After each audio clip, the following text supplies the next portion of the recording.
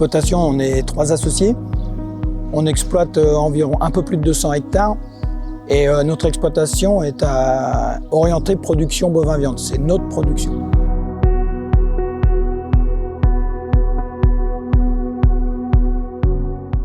Donc les 200 hectares ont une mission, produire le fourrage du troupeau, avec un assolement super classique.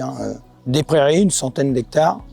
Raigras, Raigras semences, allez, on va dire une petite trentaine d'hectares, et puis du maïs et du blé. Le pourquoi de Fertilio IRM, ça fait déjà très longtemps qu'on modulait l'azote.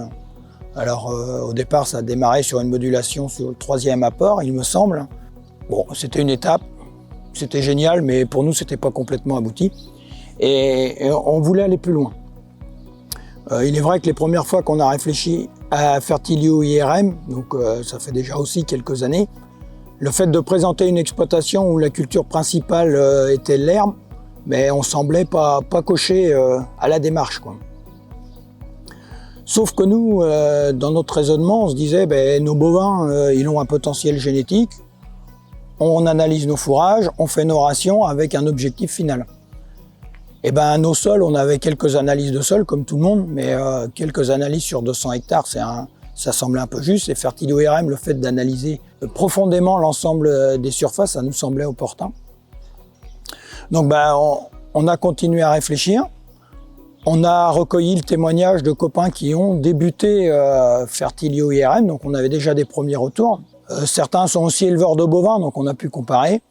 Et puis, je crois que ça doit faire 4 ans, on s'est lancé.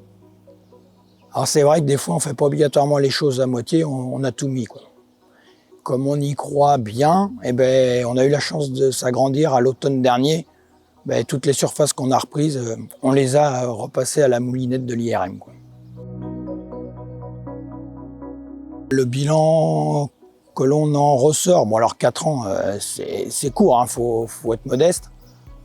Alors la chose que je dirais, moi, c'est qu'une fois que vous avez entrepris la démarche IRM, ça veut dire que vous y croyez. Donc au départ, pas de réserve sur les conseils qu'on vous annonce, parce que des fois ça peut faire un peu peur. Nous, sur certains éléments, quand vous êtes rendu à mettre 1 tonne à l'hectare, vous dites est-ce qu'on a fait le bon choix? Puis comme on est tombé dans une période où les engrais étaient plus chers, on se dit est-ce qu'on a vraiment fait le bon choix?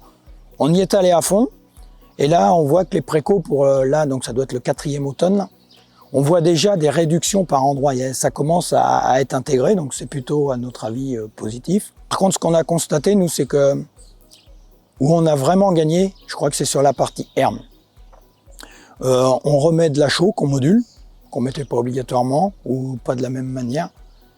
Et il est vrai qu'on a quasiment supprimé certains autres éléments, des fois l'azote, d'autres éléments, et on sort de l'herbe, quoi. Alors même avec cette année qui est une année pourrie, l'année dernière qui n'était pas terrible, mais on sort de l'herbe. Donc toujours ce qu'on dit, faire 87 en blé, c'est peut-être mieux que 85, mais quand vous gagnez 500 kg de matière sèche sur 100 ou 130 hectares d'herbe, le gain il devient vite phénoménal. Et c'est vrai que nous on est autonome en fourrage, et on pense que c'est une des clés de la réussite de notre système, quoi.